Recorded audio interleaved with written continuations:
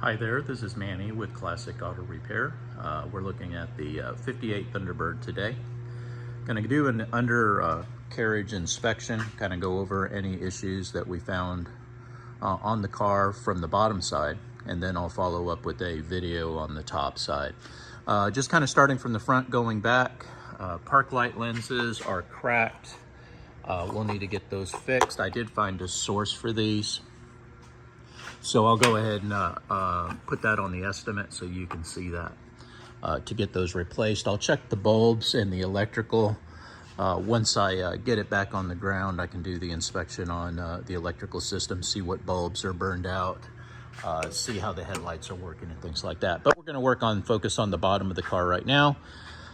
On the front suspension sway bar, it looks like it's in pretty good shape. It looks like the end links were replaced not that long ago. Shows a little cracking, but I would say that I wouldn't replace them at this time. Again, they're in good enough condition. The shocks, however, are pretty old, and the bushings have completely cracked and worn out, as you can see here. Let me grab another light.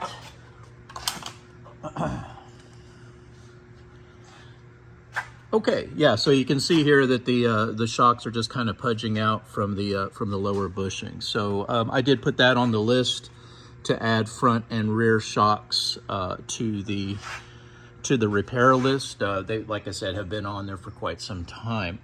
I pulled the wheels off to look at the brakes. The brakes look like they have been worked on recently. However, the cylinders, the wheel cylinders, when I pulled the boots back, they do show signs of fault and failure. As you can see here, the fluid is starting to come out, and that is what's creating the, let me grab a screwdriver.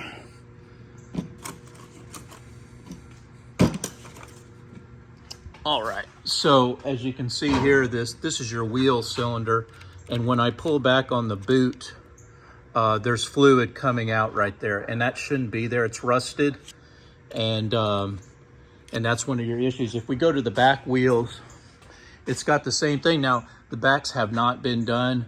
These have been on here for quite a while, and the wheel cylinders are in that same situation. They are full of rust and need replacing. It's just kind of hard to see without getting up in here, but like I said, trust me on that, these are faulted. So I have that on the list to go ahead and put new brakes. Now the reason we're replacing the brake shoes is they do have brake fluid on them. As you can see, the brake fluid has been running down from the wheel cylinders and getting onto the drum, and then of course that's impregnating the linings. So we're going to put new shoes, new wheel cylinders. We'll clean up everything, and the drums are in good shape. Here's the wheel front drums. They have plenty of metal on them, and they're not warped. They actually have a real good surface on here. So we'll scuff these up, put them back on. The wheel bearing seals have been replaced, and the bearings have been packed, and they're in good condition. So we're gonna just clean these and put them back up on there. The rear brake drums are in good condition as well. Don't need to be replaced. So that'll save some money right there, the drums being in good condition. So on the front and the back, we're gonna put new shoes, which we'll put new shoes, we'll put new wheel cylinders, clean up everything and adjust it, and then check the emergency brake, make sure everything is working there as well. Rear shocks, as I mentioned, need to be replaced. These have been on here for forever, and they are showing the same kind of signs of wear on the bushings here. Going back to the front of the car and working back, I don't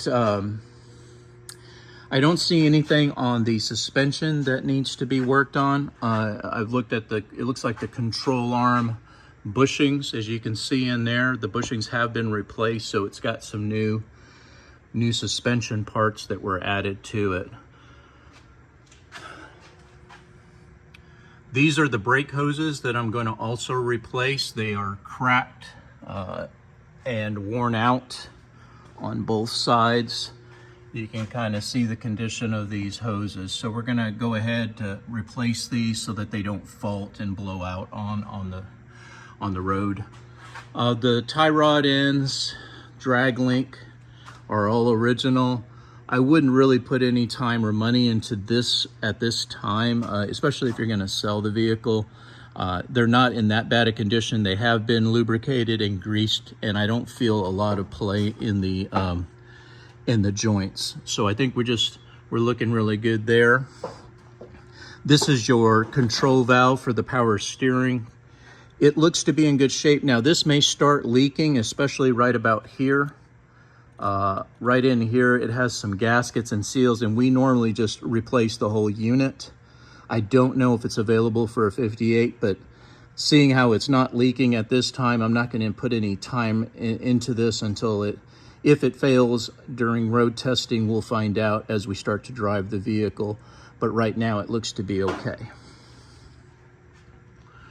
Okay, so on the bottom of the motor, we're going to do an oil filter change the motor oil, the belts.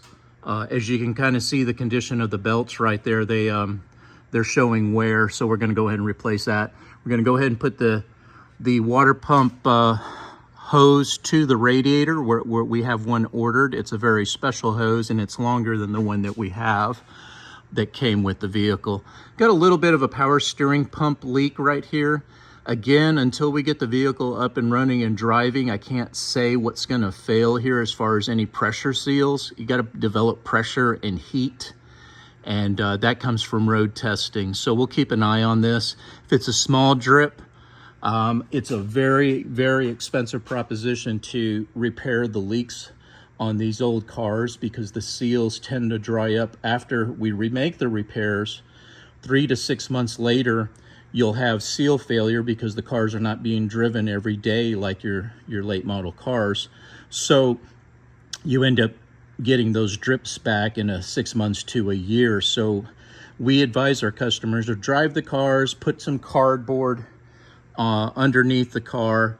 If it's an excessive leak where you're losing a lot of fluid, we can address it. But these small little seeps and drips on these old cars are very common, and I want to put the money in the budget where safety and reliability are first. These are more items that are kind of, aggravating that the car gets some oil on the carport, but there are some things you can do to prevent the stains and things like that. So we'll get the oil changed. Freeze plugs look good. I don't see any rust conditions there. The exhaust manifold looks good. This is your fuel pump. We are going to bypass the fuel pump with an electric pump for reliability. That's going to create the pressure that we need at the carburetor.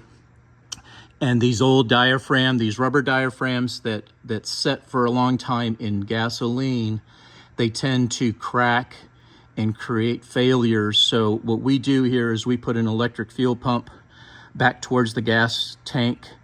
And just like on a new car, that creates immediate pressure when the key is turned on. And that means that the car will start a lot easier versus cranking and cranking, trying to develop pressure here off of the motor. It's kind of an old way of doing things. And of course, that's why they went to electric pumps for better efficiency and performance. Now, this is your original generator. This is the old style generator. It's not an alternator. It may work, it may not. We're going to do some testing on it to see if it's putting out electricity to charge the battery. If it's not, I'll give you an update on that when we do some testing there. And then we can look at a replacement generator or preferred alternator, which is going to produce more power, less drag. Just again, I want to keep the car original, but I also have to look at drivability and the availability of parts on this particular model.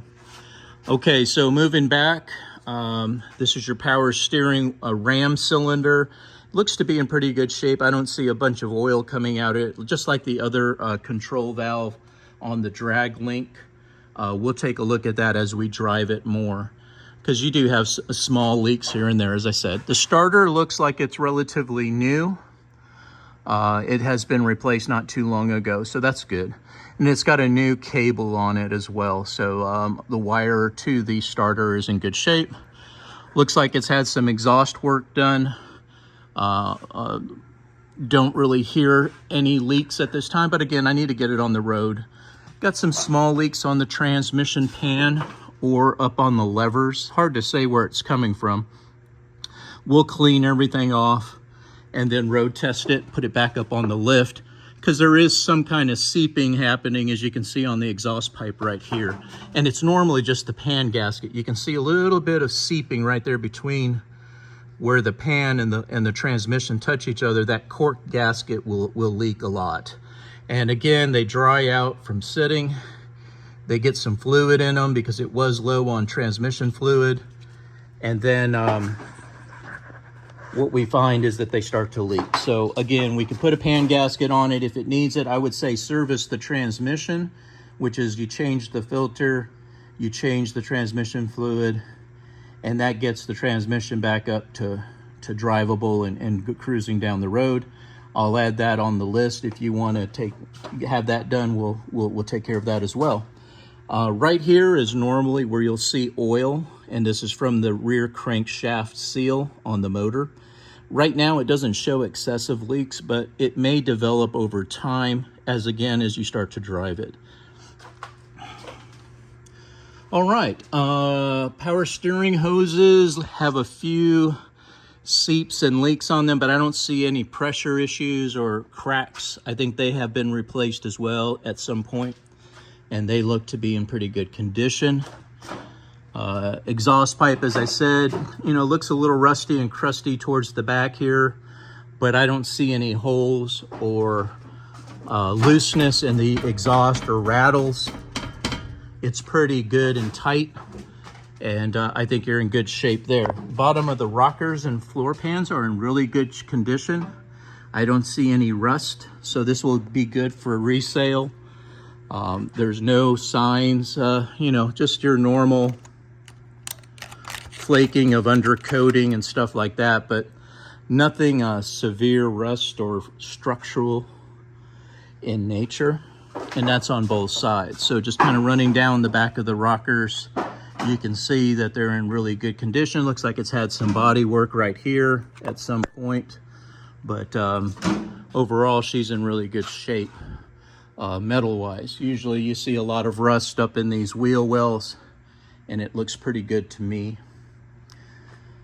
All right, moving to the back suspension. It's got coil springs, it's got bushing trailing arms, and everything is original back here and in pretty good condition. I see, some surface cracks, but nothing severe, just the shocks. Again, we'll take care of the brakes, make this thing stop again. The rear end pumpkin has some leaks in it. You can see a little bit of dripping right there. And that's just, that's the rear end gear oil that's dripping out of this seal. Again, I probably wouldn't put any time or money into this. Drive the car and let's see what develops. If someone has been into the rear end and added grease, and they may have overfilled it, and that's what's causing some of this leak out of the yoke. The drive shaft U-joints look like they're in pretty good shape. They're not loose, so that's a good thing. I don't see the need at this time for replacement. Now here you can see where they welded up on the exhaust system some new mufflers. So again, someone's put some time and money into it. These mufflers are, very new, and I think your exhaust system's in pretty good shape. This is the original gas tank. We did drain it and flush it so that we could get all that bad fuel out of the fuel system and lines. And we're going to put some filters. We'll add the fuel pump so that the fuel system is the best it can be. Put some new gas in there, some premium unleaded, so that it burns clean on the spark plugs, and you should be in good shape there. Doesn't look like there's any impacts on the back of the car. The back sheet metal and brackets, all original, all the original hardware, and it looks to be in really good condition. So again, the frame and the body look to be in really good shape. You can see a little bit of rust right there in that inner quarter, right up in this hole right there, but nothing too severe. Again, same thing. This is probably where some salt collected at one point. Those can be repaired, but again, this isn't a show car, so I wouldn't really worry about putting any money or time into those areas of the vehicle. All right, so back bumper is in good condition. Just like I said, the finish isn't great, but I had my guys come in here and start putting some steel wool and wax on them. Try to get them as good as they can be. And they went around and washed the car, and we'll get that, you know, on the next video for you as well. So again, that's the bottom of the car, its condition, and I will get this over to you, and then we can look at the top side here in a separate video. Thanks for watching.